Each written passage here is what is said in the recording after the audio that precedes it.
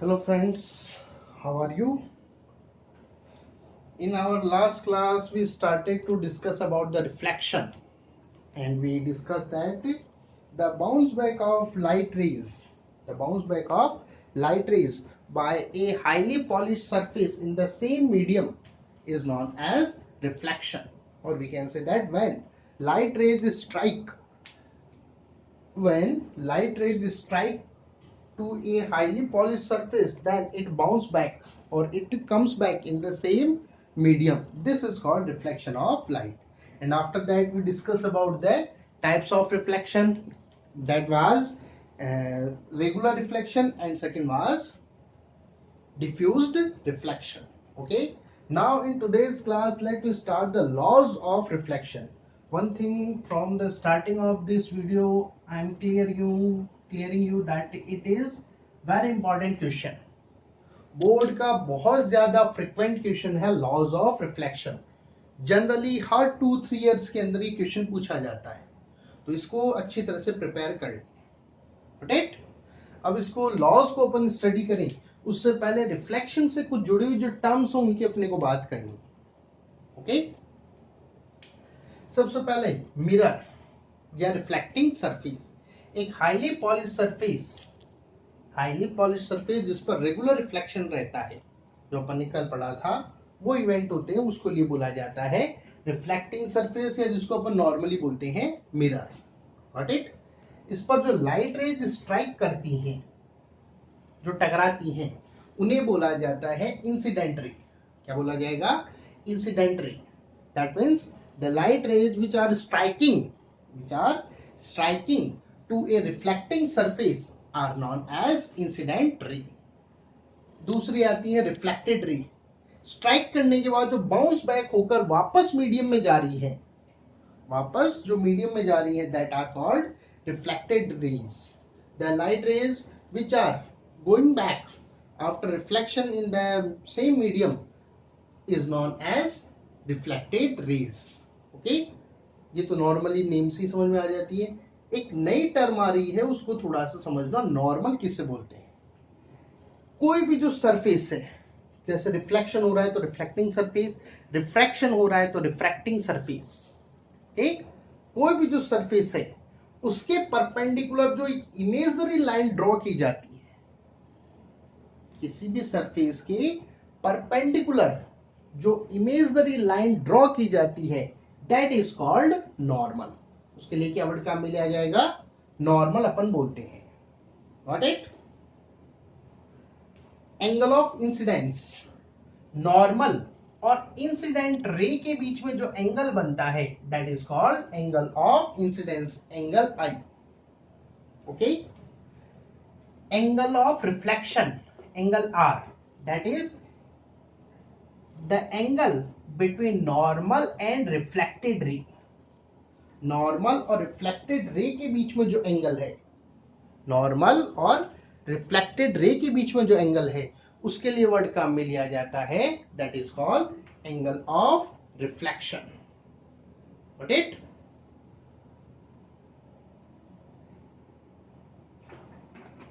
तो these are the terms which are related with these laws. Now let me start to discuss the law. First law, there are two laws. The first law is incident ray, reflected ray and normal always lie in a same plane, या बोल सकते हैं अपन are in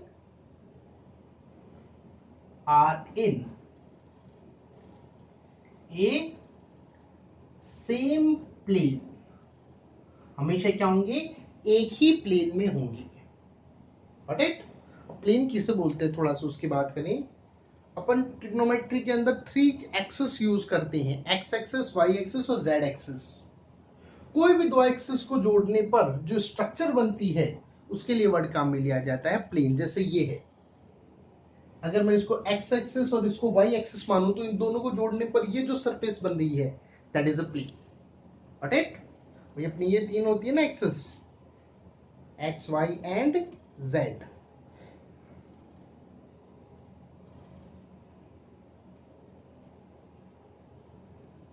okay, तो किन्हीं भी दो को attach कर लीजिए, जैसे ये दैट इज अ प्लेन, या इनको अटैच करोगे तो दैट इज ए प्लेन, इसको अटैच करोगे तो that is a plane. Got it? तो कोई भी जो तीन कोऑर्डिनेट्स हैं उनमें से दो को, तो always lie in a same plane, हमेशा किस में होंगे? सेम प्लेन में होते हैं। First law. सेकेंड लॉ जो है वो ये बोलता है the angle of incidence, the angle of incidence is always equal to the angle of reflection.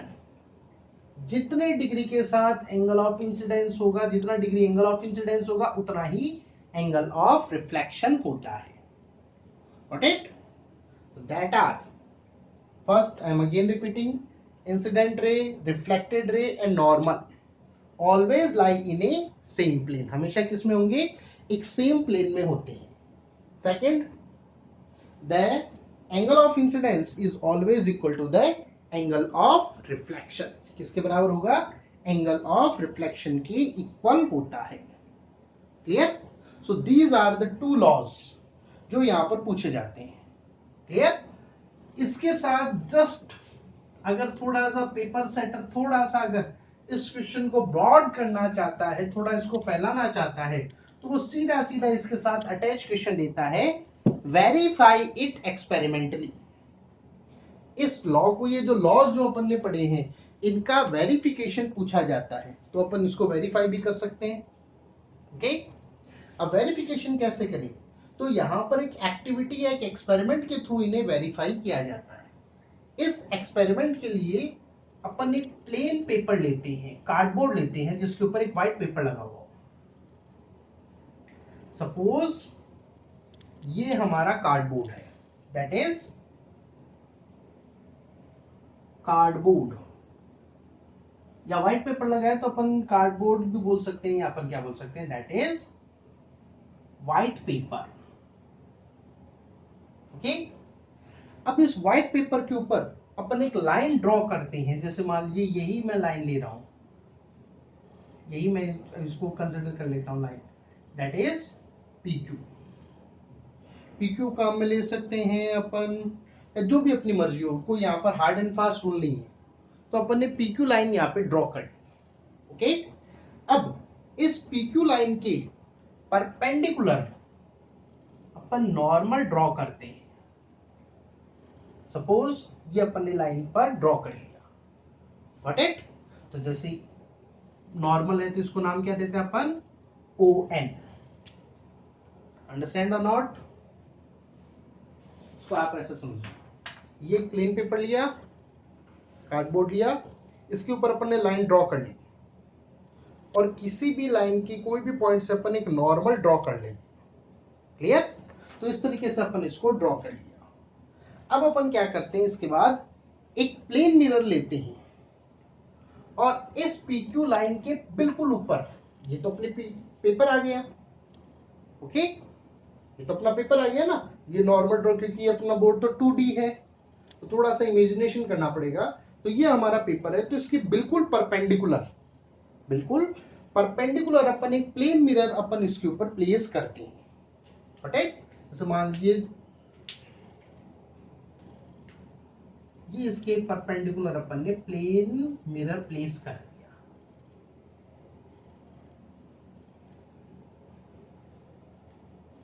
Okay, तो that is our plane mirror. Got it? Understand? अब इसके बाद अपन यहां पर ये जो अपना वो पॉइंट है, यहां से अपन 2 पिंस इस तरीके से अटैच करते हैं, जैसे मान लीजिए these are 2 pins, these are 2 pins, जिनको अपन पर्टिकुलरली अपन नेम देना चाहे तो अपन बोल सकते हैं AB। तो मान लीजिए ये एक पिन है A and that is A pin B। इनको अपन एक लाइन बनाते हुए, जैसे अपन ने लाइन ड्रॉ कर ली पहले, और उसके ऊपर ये दोनों पिन्स अपन यहाँ पर इसको अटैच करते हैं, और इस तरीके से बनाते हैं कि एक नॉर्मल के साथ ये कोई ना कोई एंगल बनाए। क्या करें? ये नॉर्मल जो है अपना, उस नॉर्मल के साथ एंगल बनाए। Got it? अब इन दोनों पिंस की इमेजेस को, यहां पर अपने को इमेज दिखाई देगी, अपने को ऐसे ही तो दिखता है प्लेन मिरर में, ये बी है तो ये अपने को यहां पर बी दिख रहा होगा, ये ए है तो यहां पर अपने को क्या दिख रहा होगा, ए। तो यहां इन दोनों की इमेजेस को देखते हुए टू मोर पिंस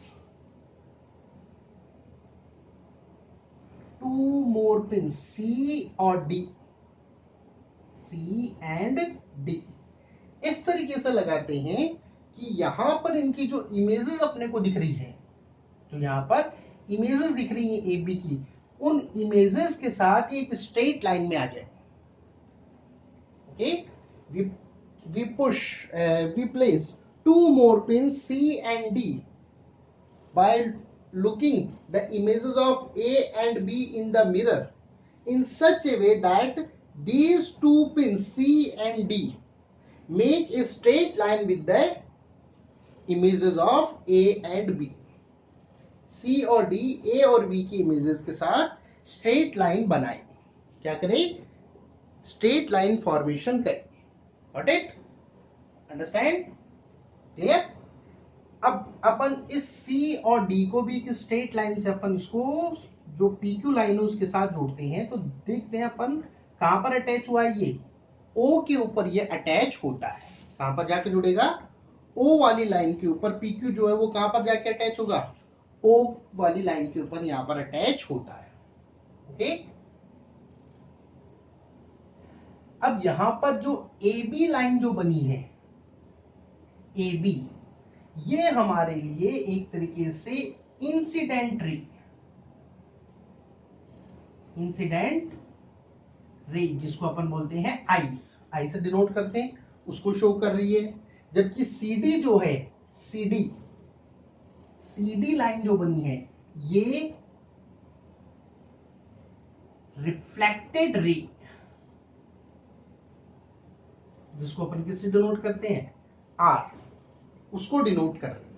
और ON जो अपन ने स्टार्टिंग में बात की थी, किसको डिनोट कर रहा है, इट इज शोइंग नॉर्मल, किसको शो कर रहा है, नॉर्मल को शो करता है। अब यहां पर अपन ये जो एंगल्स है AON, एंगल AON और second angle DON, angle DON, इनको अपन मेजर करते हैं।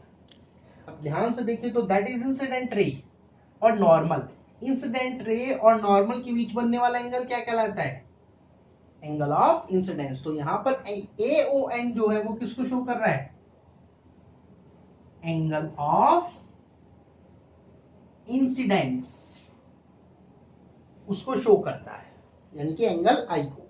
जबकि DON जो है दैट इज रिफ्लेक्टेड रे और नॉर्मल के बीच का एंगल क्या कहलाएगा, that is angle of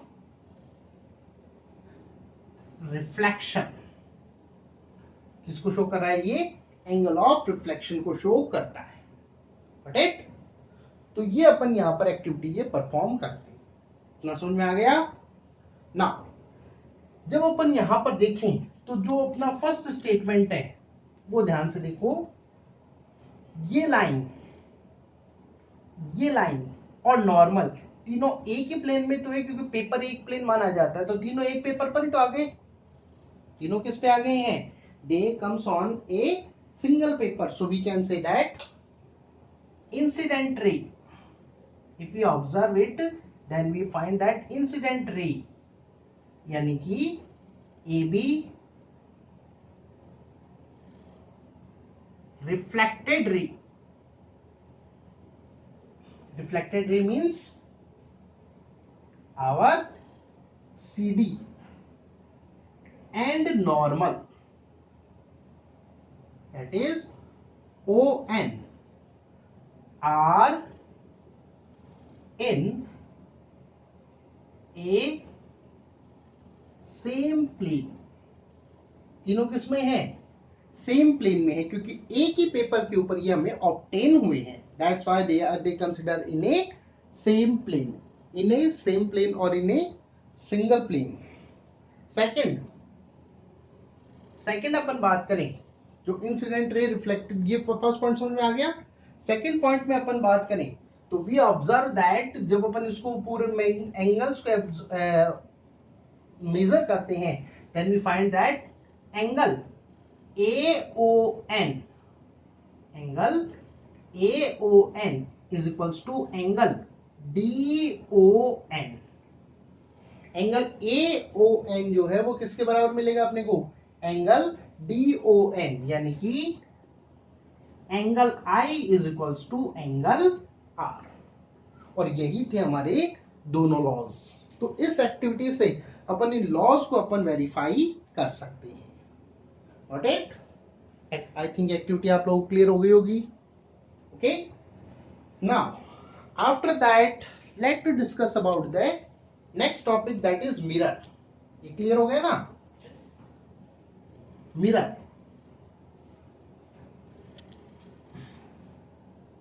what is mean of mirror?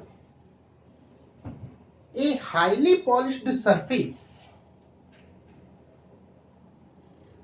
Firstly तो मिरर की अपन डेफिनेशन की अपन बात करें, what is the mean of mirror? A highly polished surface, highly polished surface, highly polished surface which reflect, highly polish surface तो reflection करेगी, विच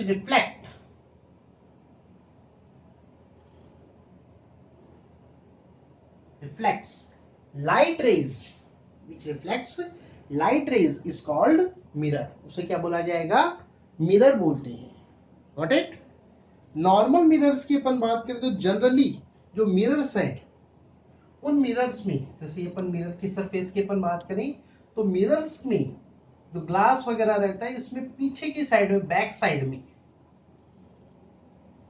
जो बैक साइड है इस बैक साइड में एल्यूमिनियम या सिल्वर, एल्यूमिनियम या सिल्वर की पॉलिश की जाती है। एल्यूमिनियम या सिल्वर की पॉलिश होती है जो क्या काम करती है? They work as reflecting surface. किसकी तरह वर्क करेंगी? रिफ्लेक्टिंग सरफेस की तरह वो वर्क परफॉर्म करती है। Got it? अंडरस्टैंड? अच्छा, यहां पर एक पॉइंट आता है, उसको थोड़ा सा ध्यान से समझना। फ्रंट कोटेड मिरर, ये तो अपने नॉर्मल मिरर्स थे, एक वर्ड आएगा यहां पर, फ्रंट कोटेड मिरर किन्हें बोलते हैं? साइंटिफिक कैलकुलेशंस में जहां पर एक मिलीमीटर या मिली माइक्रोन डिस्टेंस भी बहुत इंपॉर्टेंट रोल प्ले करती है, बहुत इंपॉर्टेंट रोल जहां पर प्ले किया जाता है कैलकुलेशंस में, यहां पर आप देखें तो देखो थोड़ा सा एरर आता है, क्योंकि जैसे ग्लास स्लैब अपन माने तो पॉलिश तो अपने कहां है? बैक साइड में, जबकि अपन कैलकुलेशन में डिस्टेंस मेजर कहां से करते हैं? फ्रंट साइड से। तो ये जो डिस्टेंस है, इस डिस्टेंस का एरर आएगा। उस एरर को दूर करने के लिए जो साइंटिफिक टूल्स हैं, साइंटिफिक इंस्ट्रूमेंट्स हैं, उनमें जो पॉलिश की जाती है वो फ्रंट साइड में ही होती है। जो रिफ्लेक्टिंग सरफेस है यानी कि पॉलिश, वो कहां पर आएगी? बिल्कुल फ्रंट वाली साइड में ही यहां पर होती है। इन्हें बोला जाता है फ्रंट कोटेड मिरर। क्या बोला जाएगा इन्हें? Front coated mirror. Got it? तो in the scientific tools, the mirrors which are used in scientific tools, the polish is placed in the front side of the mirror. These are called front coated mirror. बाकी जो है उन सब में कहाँ रहती है? Polish in the back side। कहाँ रहेगी? बैक साइड के अंदर यहाँ पर पॉलिश रहती है, किसकी? एल्यूमिनियम और सिल्वर की। लेकिन फ्रंट कोटेड के अंदर कहाँ पे रहेगी? फ्रंट साइड के अंदर ये पॉलिश्ड होती है। ओके? अगर अपन स्ट्रक्चर वाइज अपन टाइप्स की बात करें तो there are two types of mirror. One is plane mirror and second is spherical mirrors. Okay, about the plane and spherical mirrors, we will discuss in next class. Particularly in the next class, we will discuss about the plane mirror. Hope you like it. Thank you.